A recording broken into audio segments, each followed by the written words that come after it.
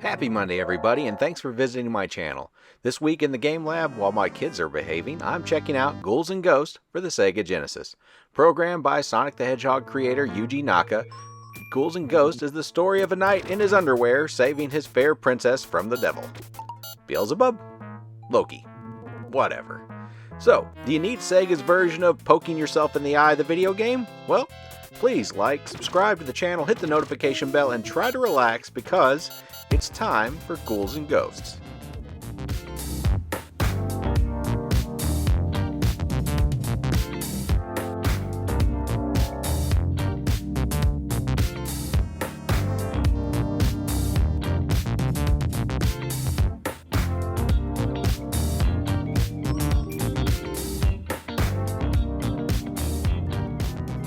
Released by Sega in 1989 and programmed by Yuji Naka, yes, that Yuji Naka, Ghouls N Ghosts is another of the Capcom arcade titles ported to Sega not by Capcom, but by Sega. Sega would handle Capcom ports including Forgotten World, Strider, Mercs, and Cheeky Cheeky Boys until Capcom brought those chores in-house for Street Fighter II Special Champion Edition in 1993. In Ghouls N Ghosts, you play as Arthur, who must rescue Princess Prin Prin from the evil Lucifer as you progress through the 5 stages of the Great Demon World Village. Great Demon World... Okay, it takes a village. Arthur can typically take 2 hits before dying, and players can see how close to death Arthur is based on whether or not you can see his boxer shorts. Even if Arthur possesses the golden armor, he is still only 2 hits away from death at any time. In a case of 1 step forward and 2 double jumps back, Ghouls N Ghosts adds the ability to fire your weapon up and down rather than the side-to-side limitation of the original Ghosts N Goblins, which was ported to the NES.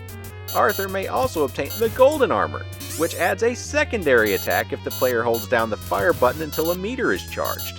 What players will notice, however, is that the second nature double jump from Super Ghouls N Ghosts for the Super NES is not present here in the Sega game. But don't worry everyone, the requirement that you play the game twice and beat it with one of the worst weapons in the game is still here. Congratulations. Early in the Genesis' life cycle, localization of Japanese games were frequently the stuff of internet legend. Ghouls N Ghosts came out almost at the same time as Nonsense Legend Last Battle. Thankfully, Ghouls N Ghosts doesn't require much reading, though the ending contains a great deal of fever dream gibberish.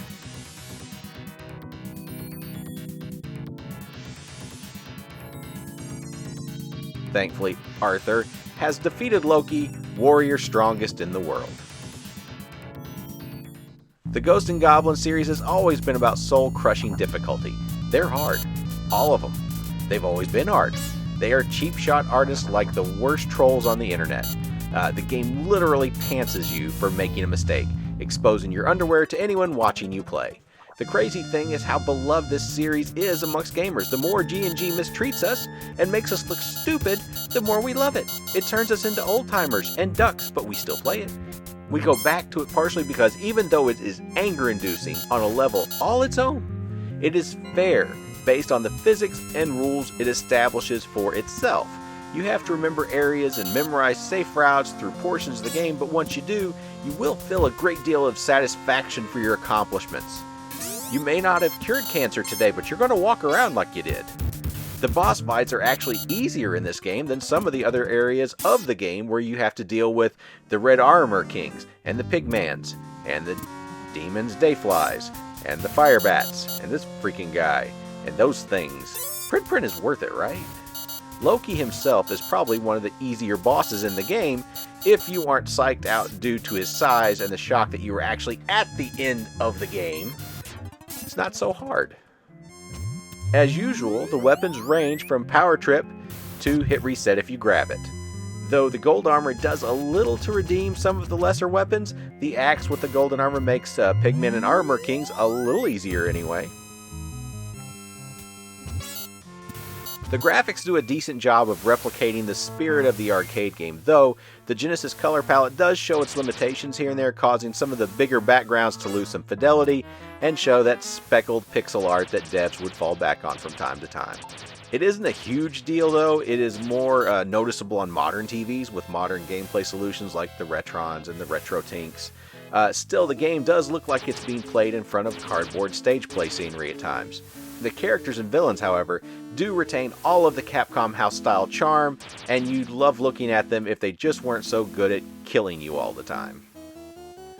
The game did a nice job of putting the Genesis Yamaha chip through its paces. Though the soundtrack doesn't do anything for bass in your sound system, it still fits in well with the mood of the game, even though the lack of range keeps it from being a toe tapper, the same as some of the other games in the series. It seems to be limited in terms of channels and seems at times to be the skeleton of the Ghouls N Ghosts franchise music rather than some of the better renditions fans would get in other games in the series. So, do you need Ghouls N Ghosts in your collection? In 1989, Electronic Gaming Monthly absolutely loved this game. The critics at the time gave it straight 9s in their reviews, hailing it as one of the best all-around games they played on any machine. Ghouls N Ghosts fits in perfectly with the early SEGA Genesis lineup. It was an edgier 1988 arcade port that appealed to gamers wanting experiences closer to what they were throwing their quarters at in the arcade. It was also hard.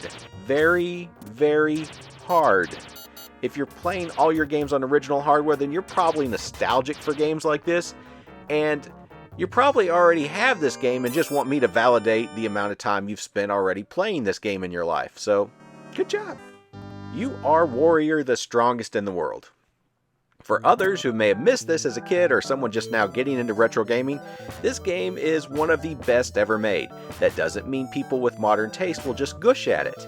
It is made more palatable on modern hardware that allows save states or cheats like unlimited lives. Speaking of which, if you just need to beat this game as part of your therapy or to lower your blood pressure, you can enter debug mode at the title screen by pressing A, up, down, left, right. When the game is flashing, press start button. Once in the game, you can turn on invincibility by pressing A while paused, or slow motion by pressing B while paused. If you want to see the awesome original Japanese title screen, go to the options menu and choose Music 26 and Sound 56. Then hold down left, A, B, C, and start.